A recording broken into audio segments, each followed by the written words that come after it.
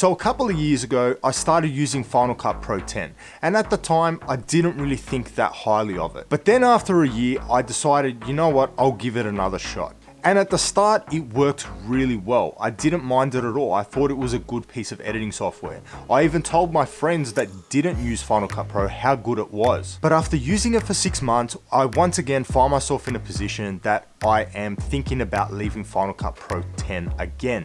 And I've thought to myself, if I'm always wanting to leave Final Cut Pro, there is something seriously wrong with the software. Or maybe just for me, it's not right. But I want to share a couple of these really frustrating things that I think Final Cut Pro needs to really resolve, and in order to help the software move forward and compete with what's out there. So the first thing that really frustrates me about Final Cut Pro is if you guys want to have custom export settings, you need to go and buy a compressor. You need to go spend another $100 or so just to be able to change your export settings. That is a joke for a professional editing software that this claims to be, because once again, like Apple, it's got Pro in the name, so it's got to be for pros.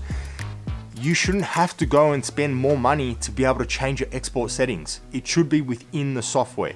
There is no other software on the market that does this but Final Cut Pro. So you don't know any settings that you are exporting your video at. You don't know the bitrate, which is the most important thing you need to know. It's not there. So you are just playing a guessing game and just leaving it up to Final Cut Pro to be able to go and tell you, oh yeah, this is the bitrate. That's not right. For an editing software, that just should not be the case. And I'd love to know what you guys think. If you guys are a Final Cut Pro user or have used it in the past and have experienced these issues or different issues, please leave a comment down below so I can have a bit of perspective from other people. It would be nice to know. Even if I'm wrong on some things, please let me know. And what is with all the events and libraries? That's all crap. You do not need all this complexity. It is very complex. Make it simple. Have your files in one spot and use that. That's how every other editing software works. I don't understand why Final Cut Pro needs to be different and create events and libraries. Just have one.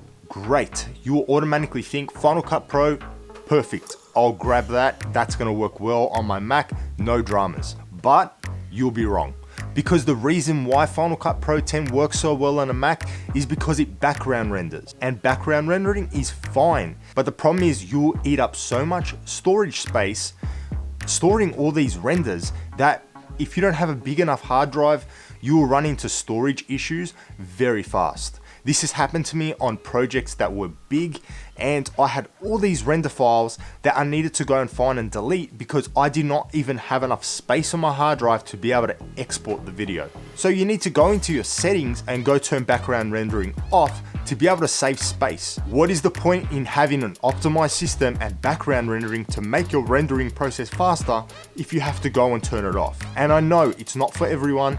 A lot of people have massive hard drives, you don't have issues, but a lot of people have smaller hard drives that don't have the space needed to store all these render files. And another really confusing thing about Final Cut is that it duplicates all your original media files. So if you have your original media files on the desktop, it will duplicate that and put it in a separate library. So if you've got a project with about 50 gigs of footage, straight away 100 gigs.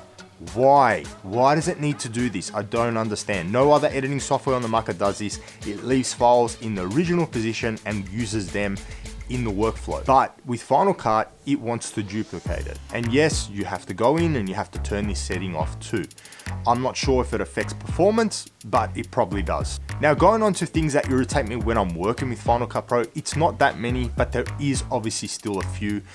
The first thing that really frustrates me and confuses me, if you have something set up that you want to use as a template and you've got the footage, say you've done a YouTube video and you like this format and you want to use it as a template, if you then go back into that, say the day after, to do another video and you want to keep that same template, you will go and delete all the original footage and replace it with new footage. You can't do that, because as soon as you delete a file on the timeline, whatever's above it and below it will also be deleted. So if you have animated text above it or you have music below it, as soon as you delete that original media file, it will delete the text and also the music below it.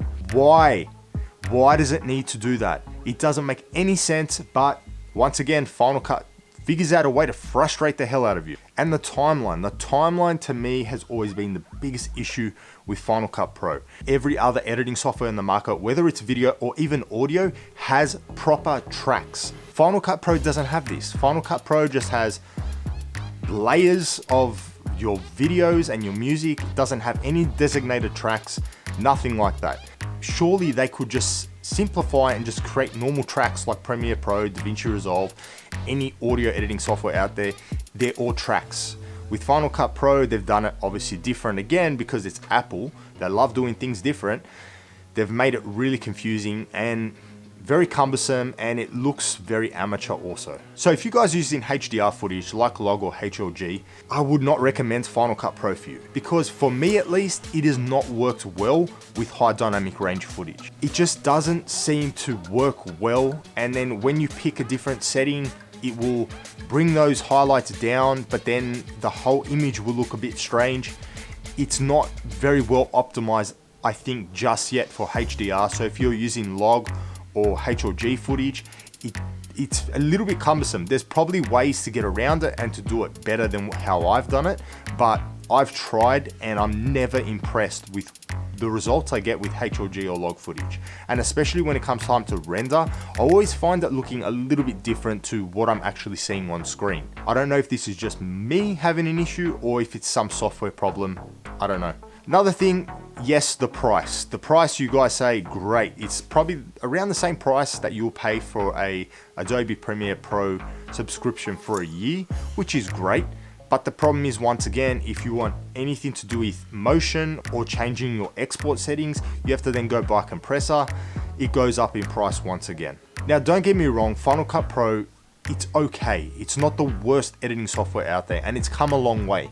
Its color grading ability has definitely stepped up over the last year or so, and I think it's on the way to being a good editing software, but it just needs to be tweaked just a little bit just to really finesse it and just make it, you know, one of the best. But for now, I think I'm overusing it. I'm frustrated with keep on trying to find ways to use it and trying to find ways for it to work for me.